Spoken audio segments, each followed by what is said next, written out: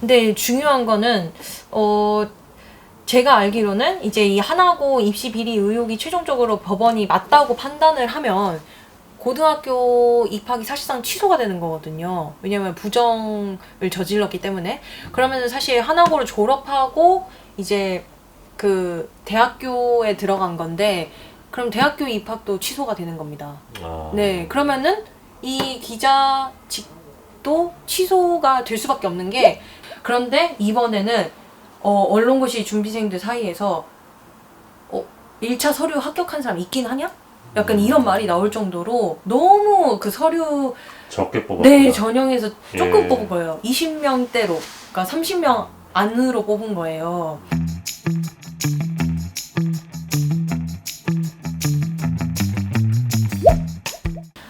시청자 여러분 안녕하십니까? 안녕하세요. 네, 미디어 오물오물 박서연 기자입니다. 네, 오물오물 정철웅 기자입니다. 네.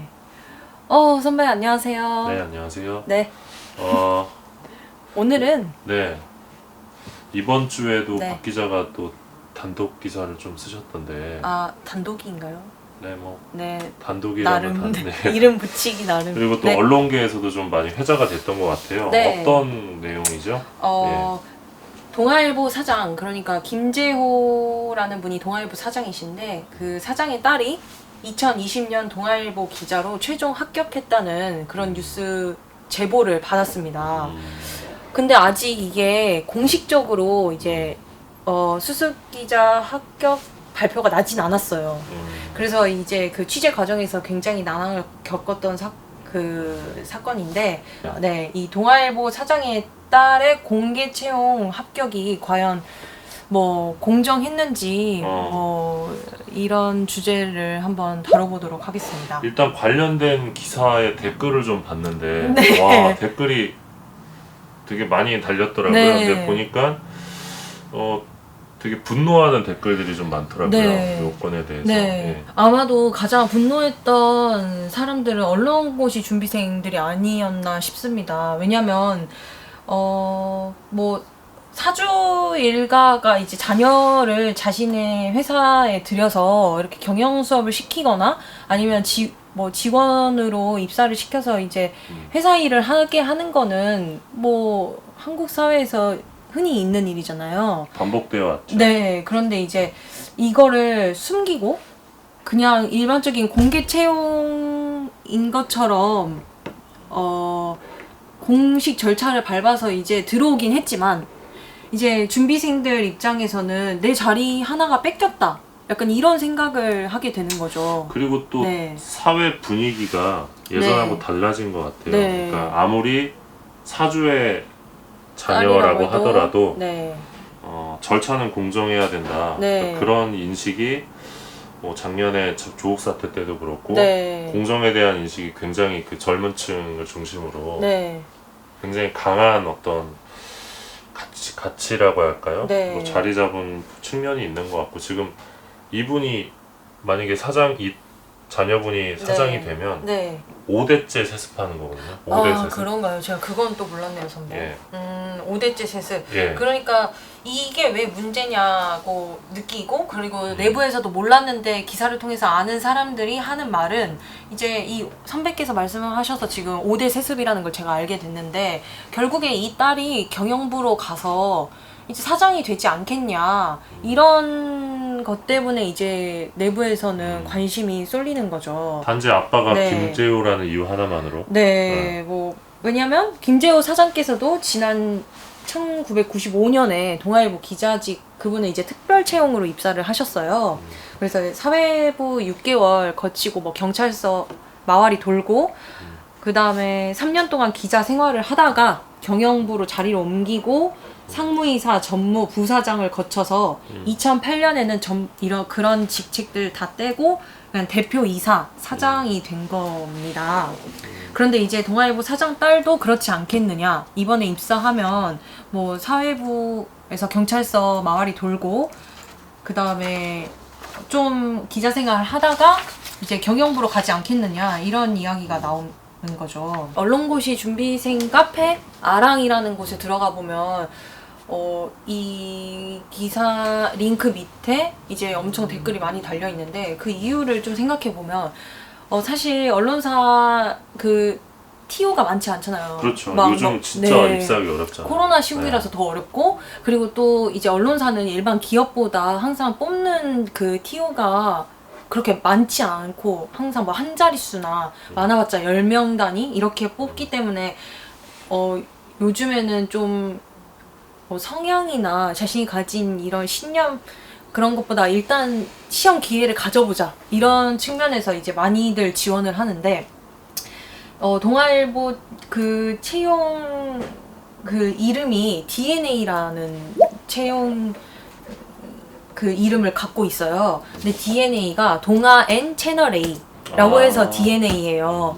근데 이번에 이제 DNA형 땀방울을 급구합니다. 이렇게 그 모집 공고가 났는데 이제 딸이 입사했다는 소식에 이제 그 지원자들은 진짜 DNA형이라고 찐 DNA형으로 들어갔다 뭐 이러면서 비아냥거리는 약간 그런 게 있는데 그럴 수밖에 없는 이유가요.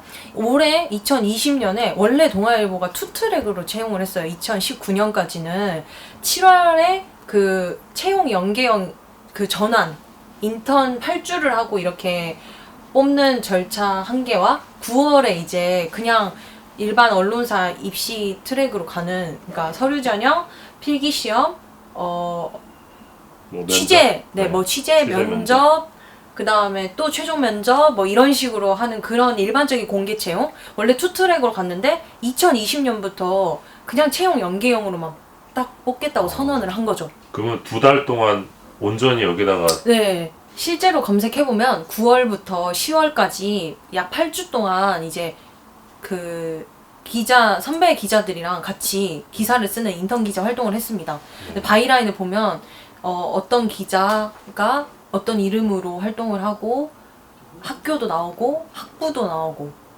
전부 다 나와요. 그래서 네. 그런데 이제 그 원래는 이제 2019년까지 DNA 그 채용을 할 때 동아일보가 굉장히 서류 전형에서는 많이 이렇게 뽑아줬어요. 언론고시 준비생들을. 그래서 필기시험 기회를 굉장히 많이 줬습니다. 그런데 이번에는 언론고시 준비생들 사이에서 1차 서류 합격한 사람 있긴 하냐? 약간 이런 말이 나올 정도로 너무 그 서류 적게 뽑았구나. 네, 전형에서 조금 예. 뽑은 거예요. 20명대로. 그러니까 30명 안으로 뽑은 거예요. 근데 원래 몇백 명씩 그래도 필기시험을 보게 해줬습니다. 그러면서 이제 언론고시 준비생들 사이에서는 의혹이 제기가 되기 시작합니다. 분명 이번에 그 자소서를 쓰면 그리고 또 뽑히면 전환율을 굉장히 높게 만들겠다고 이번에 채용 연계형 인턴인 만큼 굉장히 합격률을 높이겠다고 했는데 정작 서류 전형에서 너무 조금 뽑은 거예요.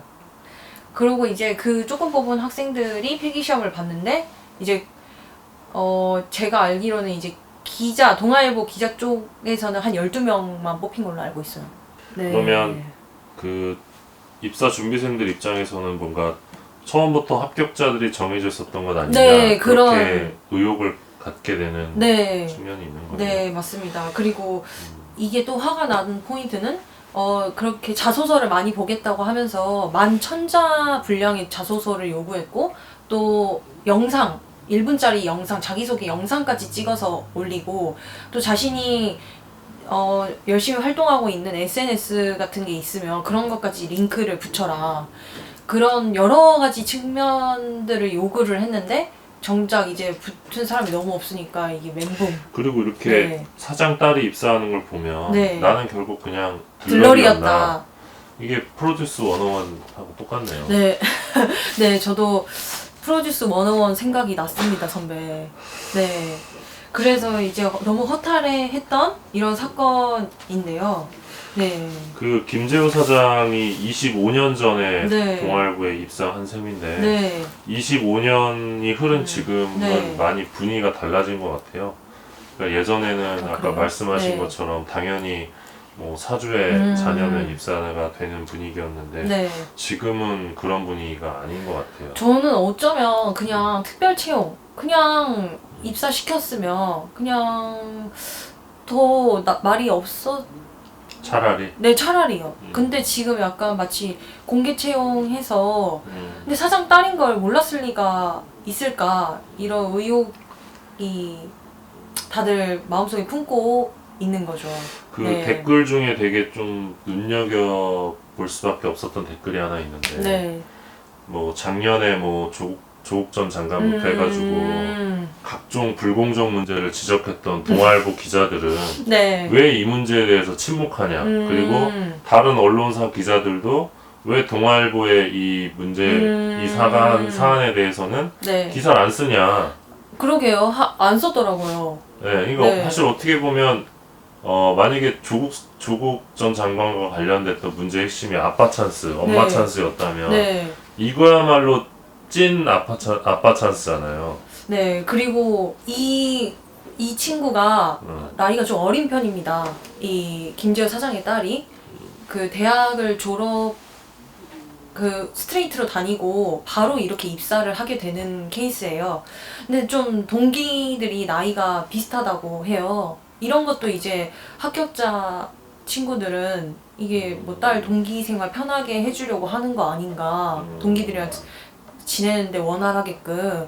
그러니까 지금 각종 의혹들이 막 쏟아지고 있는데 선배가 말씀하신 것처럼 동아일보 기자들도 좀 뭐 대자보라도 붙이든 목소리를 좀 내는 게 필요하지 그러게요. 않을까. 사실 네. 그렇게 하지 않으면 작년에 조국 사태 때 네. 본인들이 썼던 기사가 뭐가 돼요, 그게? 사실 이번 기사 때문에 막 많은 동아일보의 기사들이 회자가 되고 있는데요. 조국 기사뿐만 아니라 뭐 어떤 기자분이 쓴 기사 제목이 서류 전형에서 자기소개 만자나 요구해놓고 엄청 떨어뜨렸다. 이런 제목의 기사를 썼는데 결국 동아 미디어 그룹이 이렇게 네, 한 셈이 돼버려서 네, 뭐 회사 차원에서라도 뭐 입장을 발표하든지 기자들이라도 나서든지 그러니까 이런 것들이 네. 사실 어떤 언론사들 간의 암묵적인 네. 침묵이 아닐까 싶은데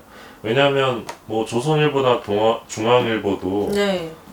뭐 본인들의 자녀들을 또 입사시켜야 되니까 네.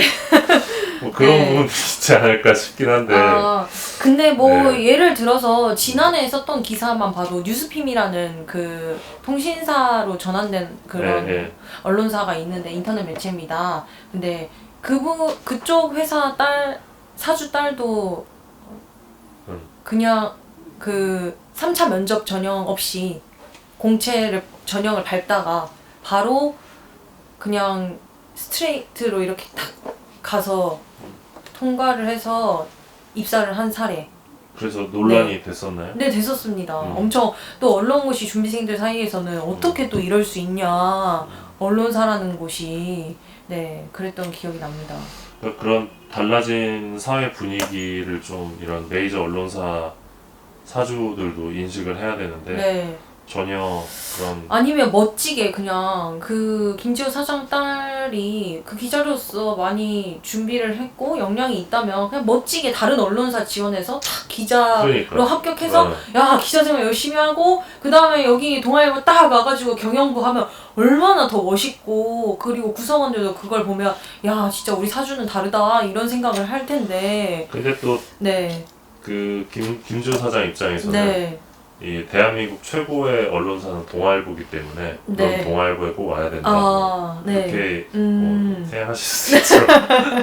다른 네. 언론사는 뭐 안 가도 된다. 또 뭐 네. 의미가 있을 수 있습니다. 왜냐하면은 네. 올해가 동아일보, 조선일보 둘 다 100주년이 되는 해인데 2020년 입사가 또 의미가 있다고 생각하지 않았나 싶을 수도 있고요. 네, 이건 저희의 추측이지만 뭐 어쩌겠어요. 뭐 아버지가 네. 언론사 사주가 아닌 뭐 저희들의 잘못이죠.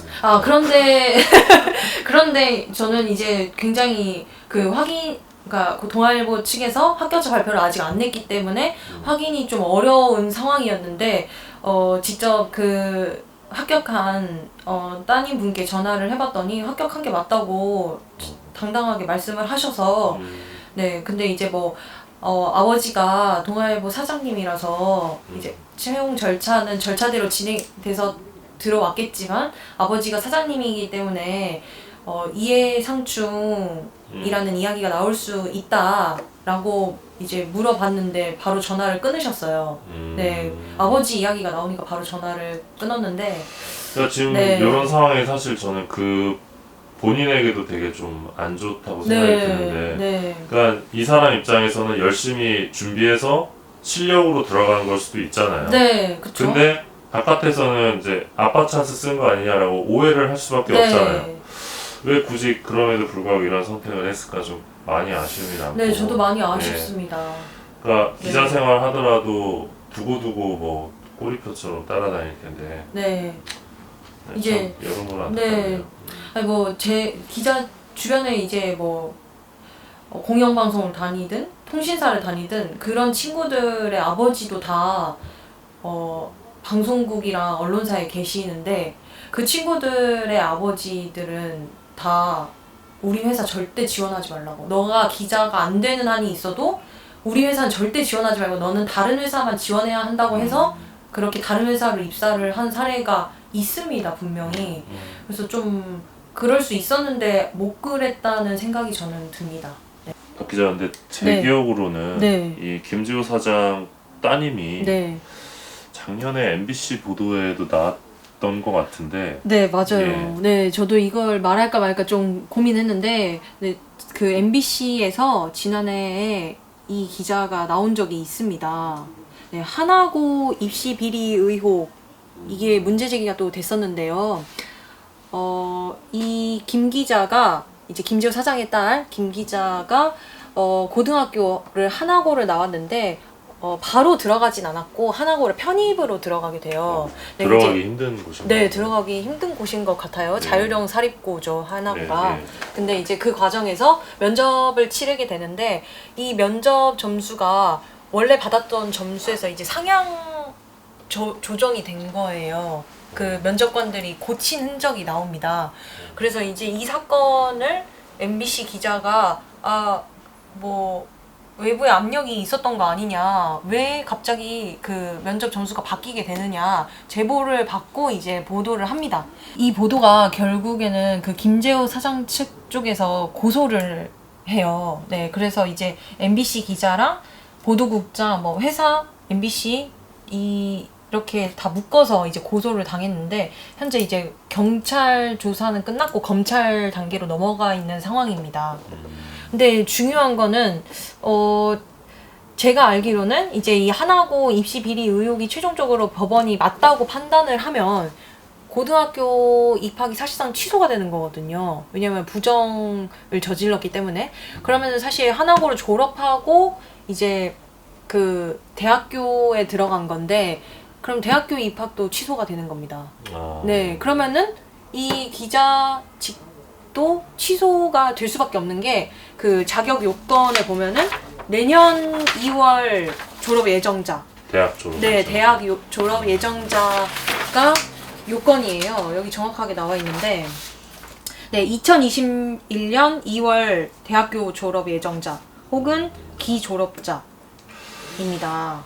네. 지금 요 말씀하신 레파토리가 뭔가 이렇게 작년에 그 네. 조 전 장관 딸 보도랑 되게 레파토리가 비슷해 보이긴 하는데. 저는 김재호 사장이 동아일보 기자들한테 굉장히 미안해해야 하는 행위를 했다고 생각해요. 작년에 동아일보가 해왔던 그 보도의 보도 행태. 그 형태를 봤을 때 네. 약간 내로남불로 비춰질 측면도 있다. 네, 맞습니다. 지금 상황이. 네. 그런데 더욱 이번에 입사까지 하셔서 네. 더욱더 좀 논란은 불가피하다. 그런데 네.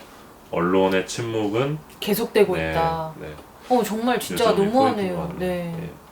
박 기자가 네. 또 계속해서 좀 네, 계속 예. 후속 취재하고 있습니다. 굉장히 저는 그냥 그냥 늘 쓰던 기사라고 생각했는데 국회 쪽에서 연락이 많이 왔어요. 당을 불문하고 국민의힘에서도 왔습니다.